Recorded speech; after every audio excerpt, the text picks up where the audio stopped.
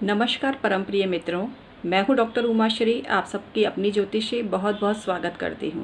उम्मीद करती हूं आप भी प्रसन्नता से होंगे। मेरा आशीर्वाद हमेशा आपके साथ है, मेरी दुआएं हमेशा आपके साथ है।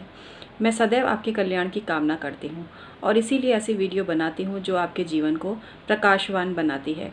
इसी क्रम में आज एक ऐसी जानकारी देने जा रही हूं जो आपने कभी सोचा ही नहीं होगा। आप सुबह सुबह ये गलती करते हो और कई बार पाप के भागीदार भी बन जाते हो। कैसे, आइए जानते हैं। लेकिन इससे पहले निवेदन है, यदि आपने चैनल को सब्सक्राइब नहीं किया है तो इसे सब्सक्राइब जरूर कर लीजिए।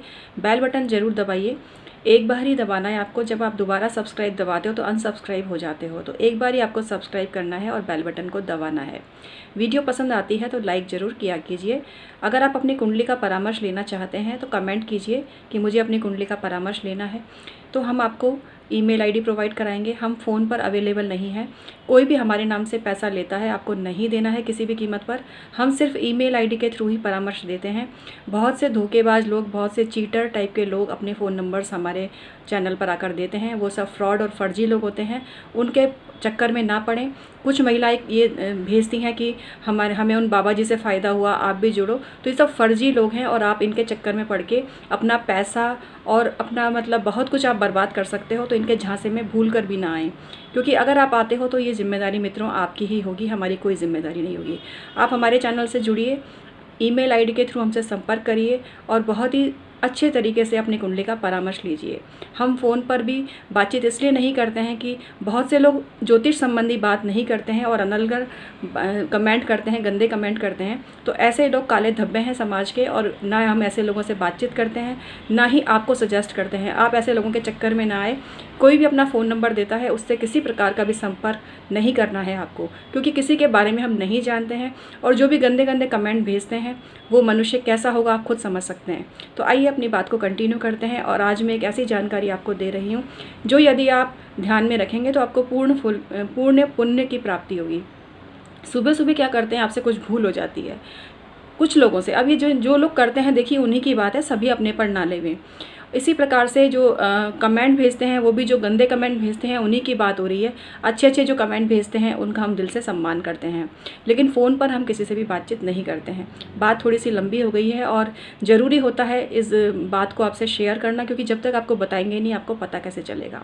तो हम आपको बता रहे हैं, सुबह सुबह जब आप मंदिर जाते हैं या पूजा करते हैं, किसी भी प्रकार की पूजा करते हैं, तो कुछ लोगों की आदत होती है अपने घर से फूल नहीं तोड़ते। कई बार उनके घर में होते भी नहीं है, तो वो क्या करते हैं, आसपास वालों के घर से उनसे बिना पूछे ही फूल तोड़ के अपने भगवान को चढ़ा देते हैं। कुछ लोग किसी के घर के बाहर, जैसे बेलपत्र है तो वो किसी के घर के बाहर उगा हुआ है, उस मनुष्य ने खुद लगाया है, उस बेलपत्र को तोड़कर अगर आपने चढ़ा दिया तो वो पुण्य उस व्यक्ति के खाते में जाएगा जिसने वो पेड़ लगाया है। अब आप कहेंगे ये तो हमने कभी सोचा ही नहीं, पेड़ तो सबके लिए होता है। पेड़ बिल्कुल सबके लिए होता है। अगर कहीं पार्क में लगा हुआ पेड़ है, कोई सार्वजनिक स्थल पे लगा हुआ वृक्ष है, मंदिर में लगा हुआ वृक्ष है और उसके पत्ते आप तोड़ते हो तो किसी प्रकार का दोष आपको नहीं है, पूर्ण पुण्य आपको मिलेगा। लेकिन यदि किसी की बाउंड्री के बाहर कोई प्लांट लगा हुआ है, चाहे वो फूल का है चाहे पत्ते का है, और बिना उसकी परमिशन के आप तोड़ देते हो, तो वो पुण्य उसके खाते में गया। इसलिए गया कि उसने नहीं बोला था आपको कि आप तोड़ो और चढ़ाओ कहीं पर भी। तो इसलिए आप इसका अगर लाभ उठाना चाहते हो, पूर्ण पुण्य उठाना चाहते हो, तो जिसके भी घर के बाहर कोई पेड़ लगा हुआ है, घर के बाहर से मतलब उसके द्वारा वो पेड़ लगाया हुआ है, तो एक बार कर्टसी के नाते आपको उससे पूछ जरूर लेना चाहिए कि भाई साहब या बहन जी, हम क्या इस वृक्ष के पत्ते को तोड़ लें, हमें पूजा के लिए आवश्यकता है। क्या हम इस पुष्प को तोड़ लें, हमें पूजा के लिए आवश्यकता है। जब आप इस सामान्य शिष्टाचार का पालन करोगे तो निश्चित रूप से उस पुष्प का और उस पत्ते का पुण्य आपको मिलेगा, बिल्कुल मिलेगा।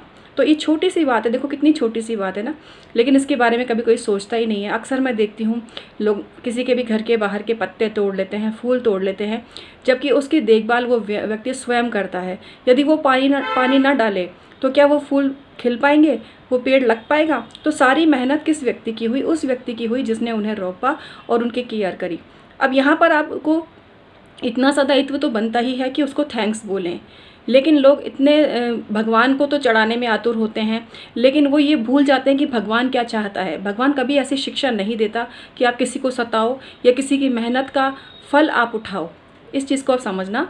पूर्ण रूप से भगवान को प्राप्त करना, भगवान की भक्ति को प्राप्त करना के कुछ नियम हैं और उन्हीं नियमों में आती है ये बात। तो किसी के भी घर से उससे पूछे बिना अगर पत्ते तोड़ोगे और खुद यूज़ में लोगे या फूल तोड़कर अपने भगवान को चढ़ाओगे तो सारा पुण्य उस व्यक्ति को ही जाएगा जिसका कि वो फूल है या पत्ता है।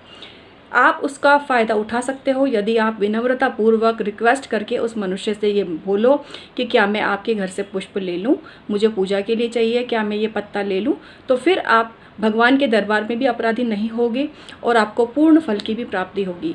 तो ये छोटी सी बात अगर आप समझ लेंगे तो ये वीडियो आपके बहुत काम की है। तो उम्मीद करती हूँ ये जानकारी आपको काफ़ी पसंद आई होगी और ये बिल्कुल सत्य है, इसको आप मिथ्या मत समझना, ये बिल्कुल सत्य है। बहुत से लोग बहुत वर्षों से ये काम कर रहे हैं, उनको कोई लाभ नहीं होता। इसका कारण ये है कि बोया किसी ने है, उससे पूछे बिना उसकी फसल को आप कैसे यूज़ कर सकते हो। ये तो चोरी है। चोरी छोटी से छोटी चीज़ की हो सकती है, ये नहीं कि कोई बड़ी डकैती हुई है उसको ही आप चोरी बोलोगे। छोटी से छोटी चीज़ जब आपने किसी मनुष्य की है और आपने बिना पूछे उससे ले ली है तो ये चोरी है। तो क्या चोरी की हुई चीज़ चढ़ाने से भगवान खुश होंगे? कभी खुश नहीं होंगे। तो इसलिए इस छोटे से नियम का आप पालन करो और पूर्ण फ़ायदा उठाओ। ये जानकारी मैंने आपके हित के लिए दी है, जिससे कि भूलवश आप ये काम कर रहे थे। अब जिन्होंने भूलवश और जानकारी के अभाव में काम किया उनको कोई दोष नहीं लगेगा। इसका कारण यह है कि जब अनजाने में कोई गलती होती है तो भगवान भी उसको क्षमा कर देते हैं। लेकिन अब मैंने आपको बता दिया तो जानते बूझते कभी भी गलती मत करना।